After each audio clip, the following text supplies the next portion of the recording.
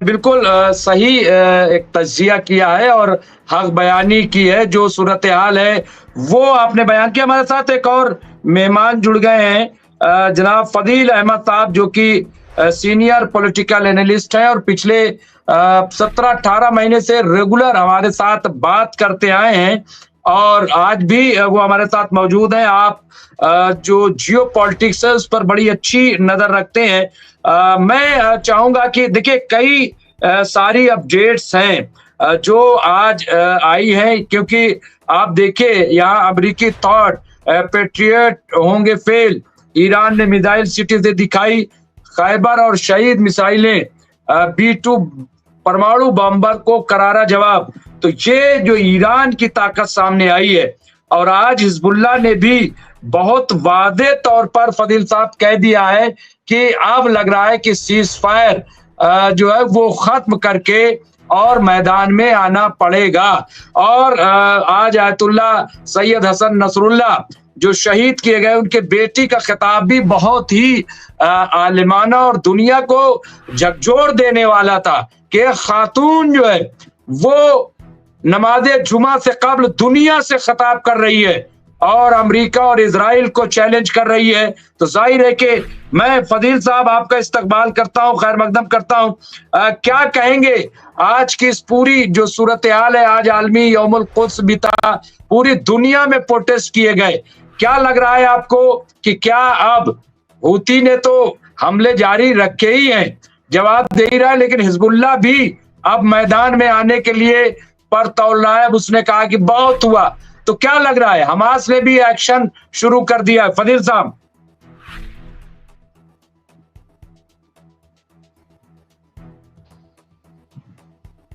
मेरा mic on हो गया? जी, जी। दो बड़ी खबरें हैं।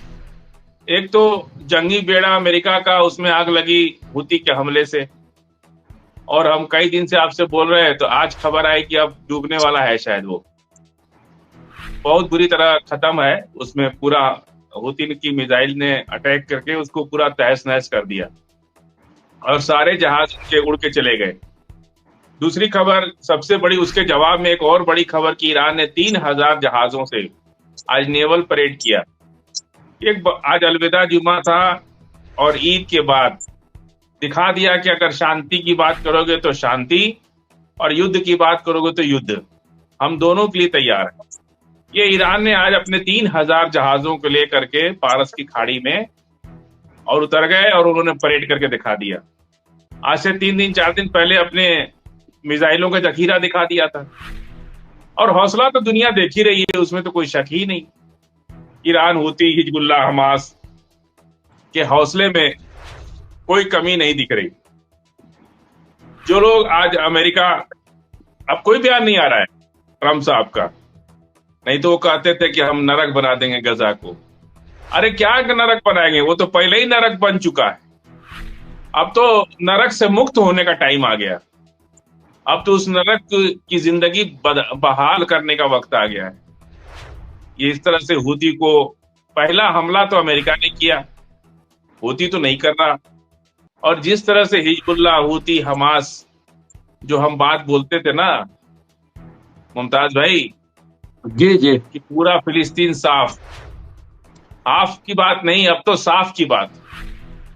ये जो आने वाला वक्त ईद के बाद आप देखिएगा, मेरे कही हुई बात पे अमल शुरू हो जाएगा। ईद के बाद फिलिस्तीन साफ। और अगर फिलिस्तीन, बहुत बड़ी स्ट्रेटजी से ईरान ने जो ताकत दिखाई अपनी, पहले अपने प्रॉक्सी के थ्रू इनको कमजोर कर दिया।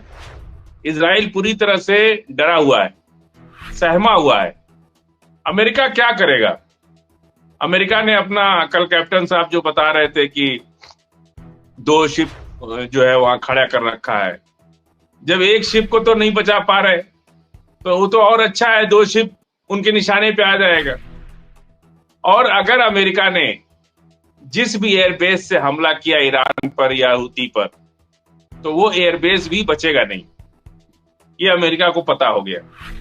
और वहां की, चाहे वो जॉर्डन हो, चाहे अरब हो, चाहे जहां भी है इनका एयरबेस, उनको अपना एयरबेस हटाना ही पड़ेगा।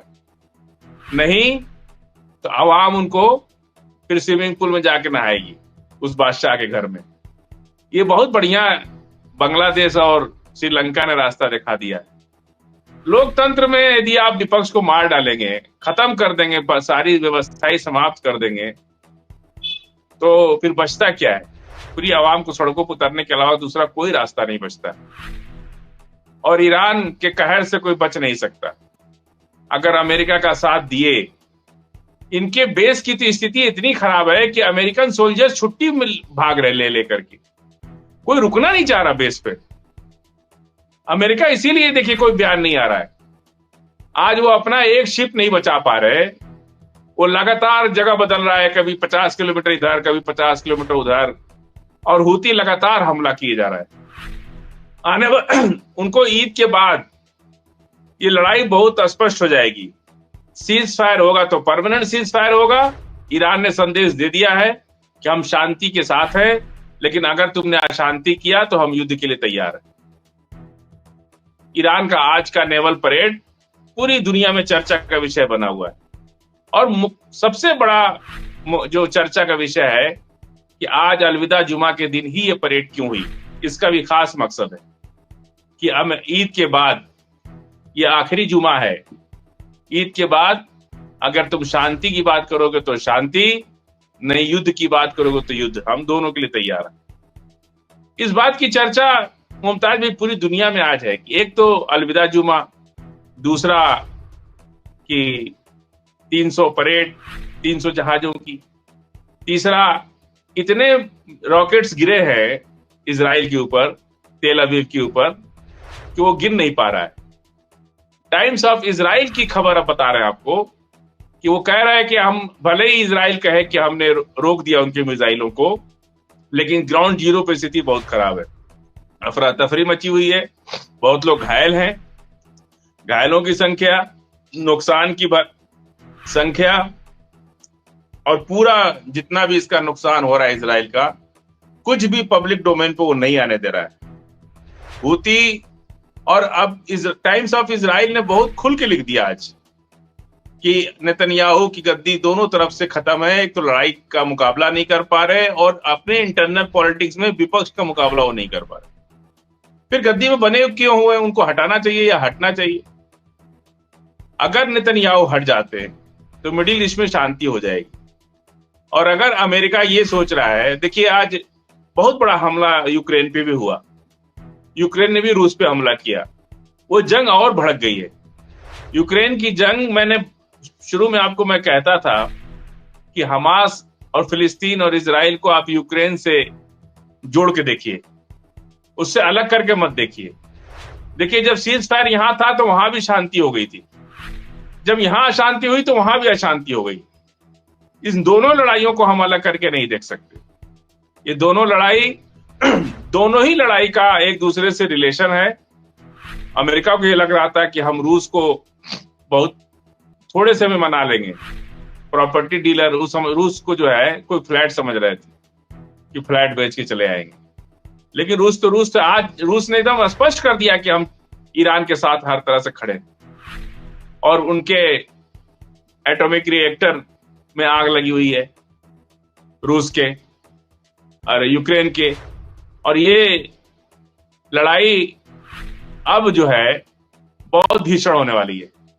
अगर 3-4 दिन के अंदर या एक हफ्ते के अंदर सीज फायर नहीं हुआ तो मुमताज भाई लड़ाई बहुत भीषण होगी।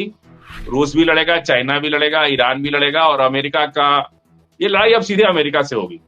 अब इजराइल से नहीं हो रही है। अब लड़ाई, इजराइल तो बीच में मारा जाएगा ही, लेकिन लड़ाई सीधे अब अमेरिका से होगी, क्योंकि अमेरिका को दुनिया के नक्शे पर यह जरूर बताना होगा कि तुम्हारी कितनी हैसियत है।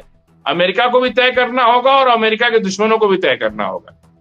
इधर नेटो कंट्री जो है अमेरिका से बेहद नाराज हैं, उनका भी बर्दाश्त अंदर अंदर इनको मिल रहा है, हुतीस को मिल रहा है और हमास को मिल रहा है। ये लड़ाई तय कर देगी कि दुनिया के अंदर कौन दादा बन के रहेगा या कौन शांति की बात करके रहेगा। दुनिया शांति से चलेगी या हथियारों की तिजारत से चलेगी, या हथियारों की से दुनिया चलेगी। ये बहुत क्रिटिकल टाइम है दुनिया के लिए, एक बहुत कीमती वक्त है। दुनिया को तय करना है कि दुनिया शांति से हथियारों के बगैर जीना चाहती है। अगर अमेरिका को पस्त कर दे दुनिया, तो दुनिया फिर हथियारों के बगैर अच्छी जिंदगी जी सकती है। और एक जितना बहुत बड़ी पैसा खबर आ रही फदील साहब, फदील साहब एक बड़ी अहम खबर है और उसी से आप रिलेट कर लीजिएगा अपनी गुफ्तगू को। यूनुस चौरवाला साहब ने कहा है कि आज एक और इजरायली कमांडर ने दिया इजरायली फौज से इस्तीफा और कहा अब मैं और आगे जंग नहीं लड़ सकता।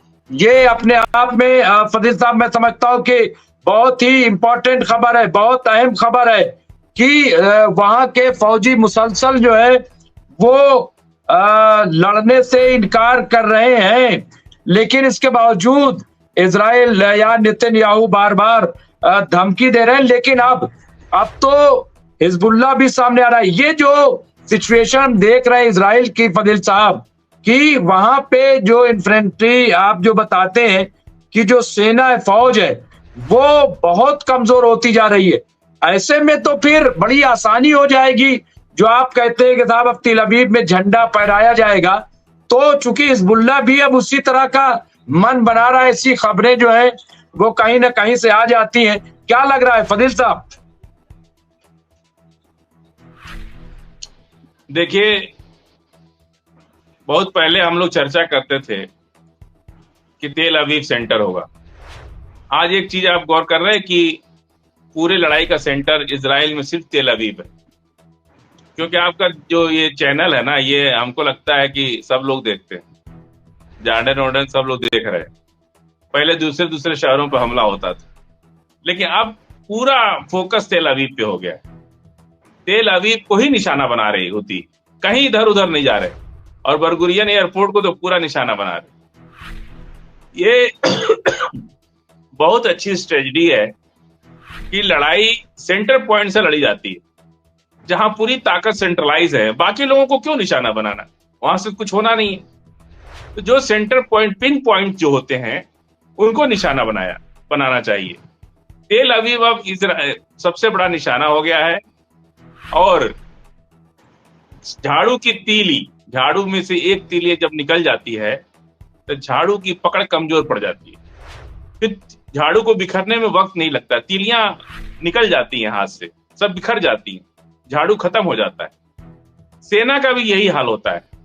सेना का कोई कमांडर मर जाए या कमांडर छोड़ के भाग जाए या लीडर हॉस्टाइल हो जाए, तो सेना अपने आप हॉस्टाइल हो जाती है। और सेना की स्थिति ऐसी है कि जिस तरह से बिना प्लानिंग के या बिना किसी ट्रेनिंग के जो भेदभाव किया इन लोगों ने युद्ध के दौरान, नौजवान बच्चों जो अनट्रेंड सैनिक थे, इनके पिज्जा बर्गर वाले, वो अनट्रेंड सैनिकों को उन्होंने गजा में मरवा दिया ले आकर।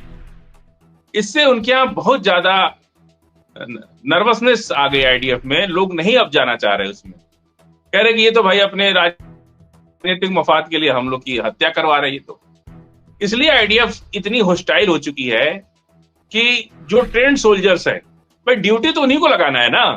कोई नेतन्याहू बैठ के ड्यूटी थोड़ा लगा रहे हैं। 1 लाख 1.5 लाख सेना को ड्यूटी कौन लगा रहा है?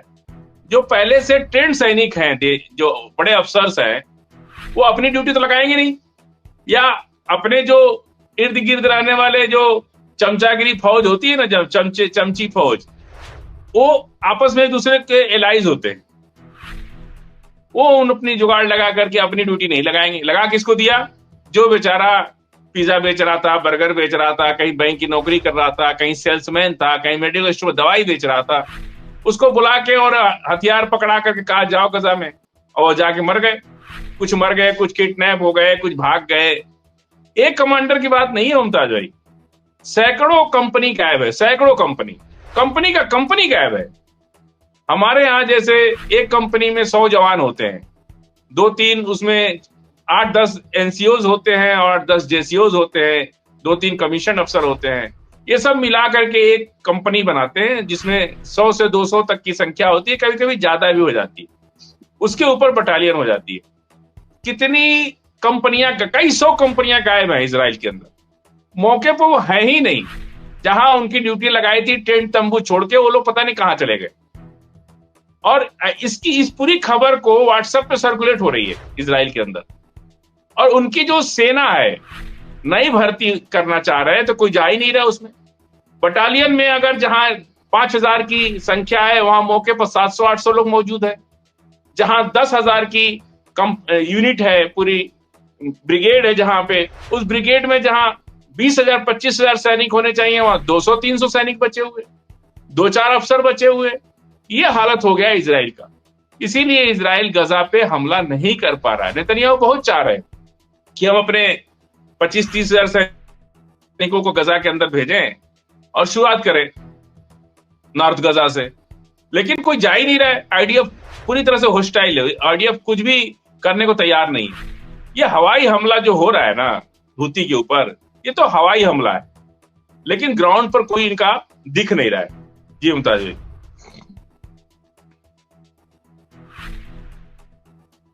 अब ये आप सही कह रहे हैं कि ये सूरत हाल है और कुछ पता नहीं चल पा रहा है, सही से रिपोर्ट नहीं हो पा रही है, जर्नलिस्टों को मारा गया है। पहली बार मैं समझता हूं कि जंग में खास तौर से मीडिया कर्मियों को निशाना बनाया गया, उन्हें खत्म किया गया कि सही रिपोर्टिंग न हो पाए। इतनी बड़ी पाबंदी सहाफियों पर शायद ही इससे पहले कभी लगी हो। इजराइल में तो अब कोई खबर वहां से जा ही नहीं सकती, बड़ी मुश्किल से छन छन के वहां से कुछ खबरें आ जाती हैं। तो ये मैं समझता हूं कि ये बहुत बड़ी, जिस तरह से फारस की खाड़ी में ईरान और हूती का सबसे बड़ा युद्ध अभ्यास किया है, जिसमें ईरान ने अपने 3,000 जहाज शामिल किए हैं, फजील साहब अभी आप उसका जिक्र कर रहे थे। ये जो इतनी बड़ी ताकत, और कल मैं उसका जिक्र करना भूल गया, जो दक्षिण कोरिया का हमेशा किम जोंग का आप जिक्र करते हैं, तो खबर यह है कि ईरान ने वहां से बड़ी टेक्नोलॉजी ली है और बड़ी मदद ली है। तो हो सकता है कि परमाणु भी वहां से तमाम यूरेनियम वगैरह वहीं से हासिल किया हो। वहां से क्या लग रहा है आपको, क्योंकि उसने भी ईरान का साथ देने की बात कर दी है फजील साहब? देखिए, कुछ दिन पहले पुतिन साहब गए थे किंग जॉन के देश में और उन्होंने बहुत ज्यादा टेक्नोलॉजी शेयर की एक दूसरे के साथ। तो जब रूस इतना बड़ा दोस्त है और ईरान का भी दोस्त है, तो ऐसी कौन सी, और पाकिस्तान के पास भी परमाणु है और भारत के पास भी है और रूस के पास भी है, तो सब तो ईरान के दोस्त कंट्री है। एक टेक्नोलॉजी प्राप्त करना कौन सी बड़ी बात। अरे वो ईरान, सबको पता है कि ईरान अपना परमाणु संपन्न देश है, पर वो डिक्लेयर नहीं, कोई भी वो डिक्लेयर नहीं करता। ईरान कुछ भी अपनी बात को बताता नहीं। तो ये सब चीजें तो अब परमाणु करने से कुछ फायदा नहीं है। वो सद्दाम हुसैन का टाइम खत्म हो गया कि जब केमिकल वेपन के नाम पर आपने इतनी बड़ी कंट्री को बर्बाद कर दिया, तबाह कर दिया। वो जनरल गद्दाफी का टाइम खत्म हो गया जब आप बिना कसूर उन्हीं के देश में हमला करा दिया, उन्हीं से, और उन्हीं को मरवा दिए। अब देखिए, ठीक वही हाल जो है, जनरल गद्दाफी वाली कहानी गजा में भी इन्होंने कोशिश किया है। वहां कुछ लोगों से प्रोटेस्ट करवा दिया गजा के खिलाफ। अभी 2 साल पहले आपने देखा कि हिजाब को लेकर के ईरान में प्रोटेस्ट शुरू हो गया था। ये सब चालें पश्चिमी देश चलते हैं, अमेरिका की चाल होती है सब। और जनरल गद्दाफी, यासिर अराफात साहब, सद्दाम हुसैन और तमाम छोटे मोटे तो कितने हैं, उनकी गिनती नहीं है। और इधर जंग के दौरान कितने बड़े बड़े लीडर ईरान के वैज्ञानिक मारे गए, हसन नसरुल्लाह साहब, और कितने हुतीस के, हमास के लोग भी शहीद हुए।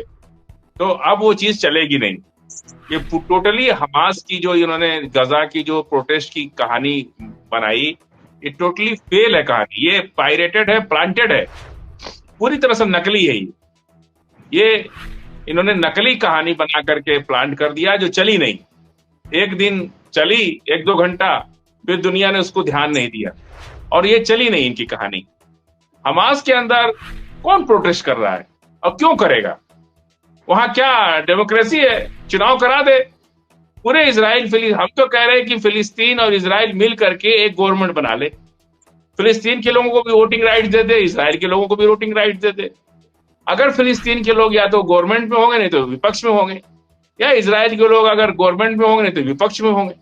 दोनों लोग मिलजुल करके एक नेशन बना करके इलेक्शन करा दे, ये भी एक बहुत अच्छा रास्ता है। लेकिन ये तो अहंकार है ना, रावण का जैसे अहंकार था। मैंने पहले कहा था, काफी दिन से इधर नहीं कहा हूं, आज फिर कह रहा हूं कि रावण अपनी लंका जलवाई के छोड़ेगा, कुछ मानेगा नहीं। वो रावण जब तक अपनी लंका नहीं जला लेगा तब तक उसका अहंकार खत्म नहीं होगा। ये नेतन्याहू का अहंकार है जो, और ईरान ने एक ऐसी मिसाइल बना ली है जो अमेरिका का थॉट भी नहीं रोक पाएगा। समझ गए मुमताज भाई, वो जी थॉट भी नहीं बिल्कुल रोक पाएगा उनको। बिल्कुल और जब वो बिल्कुल। तो मिसाइल चलेगी तो जॉर्डन से जो है फिर तेल अवीव पे फिलिस्तीन का झंडा फहरा दिया जाएगा, पूरा साफ हो जाएगा इजराइल, फिर इजराइल भी बन जाएगा फिलिस्तीन। बिल्कुल ये आप सही कह रहे हैं। और फदील साहब, मैंने शुरू में जो जिक्र किया, देखिए तस्वीर भी आ गई है और यूनुस चोड़वारा साहब ने उसको अपडेट भी किया है कि आज इजराइल में खाना जंगी शुरू हो गए। उन्होंने लिखा इजराइल में गृह युद्ध शुरू हो गया है। आज शायद इजराइल में नेतन्याहू खिलाफ 10 लाख लोगों ने वहां पे प्रदर्शन किया है, वहां पे प्रोटेस्ट किया है। इससे पहले भी खबर आई थी फदील साहब, वहां के हालात बड़े धमाका खेज हैं और ऐसा लग रहा है कि अब नेतन्याहू को हटना ही पड़ेगा। वहां पे 10 लाख लोग, ये आप स्क्रीन पर देख सकते हैं, यूनुस चोड़वारा साहब ने ये अपडेट किया और ये तस्वीर जो वहां पे मुस्तकिल प्रोटेस्ट चल रहा है वो मैं स्क्रीन पर दिखा रहा हूं। फदील साहब, अगर ये इजराइल के अंदर है, यानी इनका कोई भी दांव चल नहीं पा रहा है, ये जो दिखाना चाहते हैं कि हमने इनको मार दिया, इनको मार दिया, इससे तो और वहां पे लोग नाराज हो रहे हैं, खुश होने के बजाय वहां पे और प्रोटेस्ट बढ़ रहा है फदील साहब। तो ये तो नाकामी है नेतन्याहू की और अमेरिका की। 24 घंटे जिस शहर में सायरन बजेगा, 24 घंटे, हर घंटे हर 5 मिनट पे सायरन बज रहा है और लोग भाग के ऊपर आ रहे हैं, फिर नीचे जा रहे हैं, फिर ऊपर आ रहे हैं, फिर नीचे जा रहे हैं। ये जिंदगी जो जी रहा है ना 20 महीने से, नेतन्याहू को क्या है, वो तो अपने बंकर में आराम से बैठे हुए। लेकिन जो जिंदगी आम इंसान जी रहा है उसके दिल से पूछिए कि उस पर क्या बीत रही है और उसको क्या मिलना है। नेतन्याहू को तो मुकदमे से मुक्ति मिल जाएगी, लेकिन आम आवाम को क्या मिलना है। इजराइल अगर फिलिस्तीन को मिला भी ले अपने में तो क्या बहुत बड़ी बहादुरी, क्या मिल जाएगा इजराइल को। अगर गजा को मिला भी ले तो इजराइल का क्या भला हो जाएगा। ये तो अहंकार की लड़ाई है, जिद की लड़ाई है, ईगो की लड़ाई है। तो ये बात दुनिया समझ रही है। और आज की डेट में दुनिया मदद कर रही है हमास की, हूती की, सब अमेरिका से खिलाफ, अंदर से इजराइल के अहंकार से सब परेशान है, पूरा नेटो कंट्री। अभी ये जंग बंद होने दीजिए। इजराइल, अगर ये मसला हल हो गया ना, और जंग या तो अगर होगी तो भी रिजल्ट देख लीजिएगा, और जंग अगर नहीं होगी तो भी आप यूरोपीय यूनियन के कंट्रीज का आपस में हाल देखिएगा, नेटो कंट्रीज का। आप पहले ये जंग बंद हो जाए या जंग बढ़ जाए, दोनों हालत में आपको रिजल्ट दिखेगा। अगर जंग बढ़ती है तो भी नेटो कंट्रीज मदद करेंगे ईरान समर्थक देशों का, हूती हमास सबका मदद करेंगे, और कर भी रहे हैं अंदर से। आज की डेट में जिस तरह से यूक्रेन के साथ धोखा अमेरिका ने किया है, आज नेटो कंट्रियों को नींद नहीं आ रही है। ये तो किसी के साथ, पैसा तो नेटो यूरोपीय यूनियन का है, पैसा अमेरिका के पास नहीं है। पैसा तो ले रहा है वो नेटो कंट्री से और दादागिरी अपनी दिखा रहा है। तो वो जो नेटो कंट्री का भी पानी सर से ऊपर जा रहा है। अब वो लोग भी विद्रोह और बगावत के मूड में आ चुके हैं, और जिस तरह से यूक्रेन को धोखा दिया है अमेरिका ने, सभी लोग इससे बेहद नाराज हैं, ट्रम्प की इस बात से। और आज तो लड़ाई इतनी भयंकर हो रही है वहां पे कि उसके आगे तो हूती और फिलिस्तीन कुछ भी नहीं। जो लड़ाई यूक्रेन में और रूस में हो रही है, लोग बेहद मारे जा रहे हैं, लोग बेघर हो रहे हैं, बहुत बड़ा खतरा है वहां। एटॉमिक रिएक्टर में आग लगी हुई है, बहुत सी चीजें हैं। इसलिए अभी ये फैसले की घड़ी है, चाहे जो भी हो। मैं यही कहता हूं, चाहे शांति की बात हो, सीजफायर हो या युद्ध हो, दोनों में ही इसका हल निकलेगा। और इसके बाद आप देखिएगा कि किस तरह से जुत्तम पैजार जो होती है ना, कहते हैं हम लोग के गांव में कि जुत्तम पैजार, वो होने वाली है यूरोपीय यूनियन के देशों में और अमेरिका के साथ। एक खबर फदील साहब, जयदीप सिंह मुंडेला साहब ने याद दिला दिया है। ट्रम्प ने आज इफ्तार पार्टी में एक शिरकत की थी, तो उन्होंने इफ्तार किया और बाद में वहां तमाम लोगों से खिताब में जहां एक तरफ मुसलमानों का शुक्रिया अदा किया कि उन्होंने इलेक्शन में बहुत मदद किया, वहीं उन्होंने कहा कि साहब मिडिल ईस्ट में जो हमने कहा था कि अमन कायम होगा, हम उसकी तरफ काम कर रहे हैं। इस तरह की यकीन दहानी उन्होंने कराई है। तो क्या ये आप मान के चल रहे हैं कि ट्रंप पे कहीं ना कहीं इस बात का एहसास है कि ये जीत, अगर आज वो प्रेसिडेंट है, वरना जेल में होते, अगर आज वो प्रेसिडेंट है तो मुसलमानों की वजह से, और वो एक दबाव भी महसूस कर रहे हैं कि मिडिल ईस्ट में किसी तरीके की जंग न बढ़े। ये जो आज उनका बयान आया है, इसको आप किस तरह से देखते हैं फजील साहब? ये क्या वाकई उन पर एक प्रेशर है इस बात का? उनका हाल जो है ना हमारे नीतीश बाबू जैसा हो गया है। बिहार के नीतीश बाबू है ना, ट्रम्प को और उनको एक ही समझ लीजिए।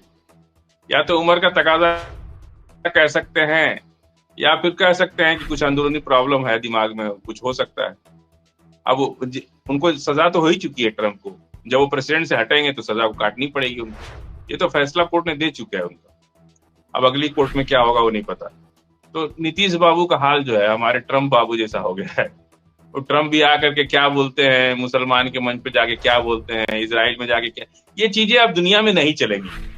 अब आप जो ये मुनाफिकत की बात करते हैं ना, जो हम लोग बोलते हैं ना मुनाफिकत, ये मुनाफिकत अब नहीं चलेगी दुनिया के अंदर। ट्रांसपेरेंसी अब दुनिया खोज रही है, अब पारदर्शिता चाहिए। आप क्या करते हो और क्या बोलते हो, आपको दोनों दिखना चाहिए। अब दुनिया उतनी पागल नहीं है पहले की तरह, दुनिया अब होशियार हो चुकी है। सोशल मीडिया का जमाना है, सबको 1 मिनट में पता चलता है दुनिया में हो क्या रहा है। अब पारदर्शिता, ट्रांसपेरेंसी बहुत जरूरत की चीज है। अब दुनिया की डिमांड है, चाहे किसी भी कंट्री की बात आप ले लीजिए। आप जनता जो है विद्रोह करते रही है, लोग नाराज हो जा रहे हैं, सड़कों पर आ जा रहे हैं। और ट्रांसपेरेंसी अब बहुत जरूरी है, चाहे आप गांव की पॉलिटिक्स कीजिए, शहर की कीजिए, स्टेट की कीजिए, नेशन की कीजिए या इंटरनेशनल कीजिए। अब आपको आवाम को सच बोलना होगा। अब झूठ की व्यापार जो है ना, झूठ का जो व्यापार बहुत दिन नहीं चलेगा मुमताज भाई। कहने का है कि ये जो डोनाल्ड ट्रम्प वहां जा करके इफ्तार में और ये सब बातें कह रहे हैं, तो इससे मुसलमान खुश होने वाला नहीं है। इस बात से कोई असर पड़ेगा नहीं जब तक ये अमली तौर पर नहीं। मैं सिर्फ ये कह रहा हूं कि चूंकि आपने देखा होगा कि ईरान को भी लेटर लिख रहे हैं कि भाई बातचीत शुरू हो जाए, जंग ना हो। लेकिन दूसरी तरफ ये प्रेशर क्या है, क्या ये जो ज़ियोनिस्ट लॉबी है, क्या वो अपने आप को हावी करना चाहती है? क्या वो प्रेशर में लेकर के डोनाल्ड ट्रम्प से वो काम करा रही जो काम उसने जो है इससे पहले के प्रेसिडेंट से कराया? लेकिन उसमें क्या कामयाबी मिलेगी फजील साहब? नहीं है, ये मुनाफिकत की का दौर खत्म हो रहा है, अपनी स्ट्रीम पे है ये। ट्रम्प गए, रूस से मिले, बातचीत किया, चाय नाश्ता हुआ, लौट के आए, जंग भड़क गई, कुछ हुआ ही नहीं। हमास के साथ कतर में 3 राउंड की बात हुई, बातचीत हुआ, बातचीत होने के बाद जंग भड़क गई। तो ऐसे दुनिया को पता ही नहीं चला कि भाई बात क्या हुई आखिर। मुनाफिकत यही है ना, आपको कम से कम दुनिया के सामने ये बात तो रखना तो चाहिए था कि हमास से कौन सी डील हमारी फेल हो गई, हमास क्या चाहता था, अमेरिका क्या चाहता था, ये बात तो सामने आया ही नहीं दुनिया के। रूस से आप मिले, चाय नाश्ता किए, मिल के आए, बहुत अच्छी अच्छी बातें किए, दोनों ने एक दूसरे को गले लगाया और लौट के आए, फिर जंग भड़क गई, जंग चालू हो गई। तो आखिर दुनिया ये जानना चाहती है कि भाई आखिर क्या बात क्या हुई, वजह क्या थी कि इतने ज्यादा जो है आपने यूक्रेन को ऐसे कर दिया, जेलेंस्की को डांट दिया। जिस तरह का तू में प्रेस कॉन्फ्रेंस में हुआ, लग रहा था कि दोनों राष्ट्राध्यक्ष हैं और अमेरिका की तो बहुत बड़ी जिम्मेदारी है ना, वो तो बड़ा प्रेसिडेंट है, वो बड़ा कंट्री है।